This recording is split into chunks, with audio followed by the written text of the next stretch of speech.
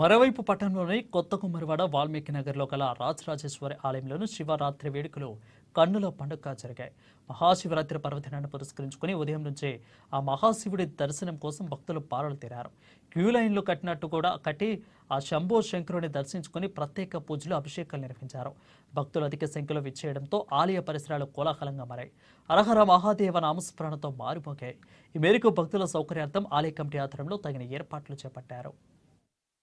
భోలా శంకరుడు అడిగినంత మాత్రాన్ని మన యొక్క కోరికలను నెరవేరుస్తాడు. మరి ఈ పర్వదినాన మనకు ఏవైతే నవగ్రహ బాధలు కానీ కలి బాధలు కానీ ఎటువంటి మన గ్రహరీత్యా మంచి లేకున్నా కూడా ఆ యొక్క పరమేశ్వరుని ఆరాధన ఈ మహా శివరాత్రి దినాన చేసుకుంటే, స్వామి యొక్క ఆరాధన చేసుకుంటే వారి యొక్క సర్వ నవగ్రహ బాధలు తొలగిపోయి అఖండ ఆయురారోగ్యాలు కూడా స్వామి ప్రసాదిస్తాడు.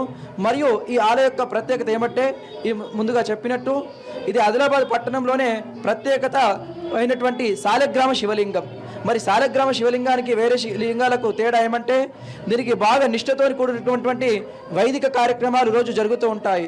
స్వామికి పొద్దున్నే రోజు 5 గంటలకు సుప్రభాత సేవతో మొదలై స్వామికి ప్రాతకాలంలో రుద్రాభిషేకము, తర్వాత మహానైవేద్యం, అట్లాగే మరియు 3 త్రికాల సంధ్యాకాలంలో ఎట్లయితే ఉంటుందో అట్లనే 3 పూటల స్వామికి హారతి కార్యక్రమాలు ఉంటాయి. ఇట్లంగా మరియు ప్రతి సోమవారం కూడా స్వామికి సహస్రనామార్చన మరియు అష్టోత్తర పూజ మరియు స్వామికి ప్రతి సోమవారం రుద్ర హవనం కూడా జరపడం నిర్వహించబడుతుంది. మరియు మహా శివరాత్రిని పురస్కరించడమే కాకుండా ప్రతి మాస శివరాత్రిని పురస్కరించుకొని ఇక్కడ ఆలయంలో అన్నదాన వితరణ కార్యక్రమం కూడా జరుగుతూ ఉంటుంది. ప్రతి మహాశివరాత్రి రోజు ఈరోజు పవిత్రమైనటువంటి మన దినము. అందులో భాగంగా మరి ప్రత్యేక దర్శనంతో పాటు ఇక్కడ నిత్య దర్శనం కూడా ఇక్కడ ఏర్పాటు చేయడం జరిగింది.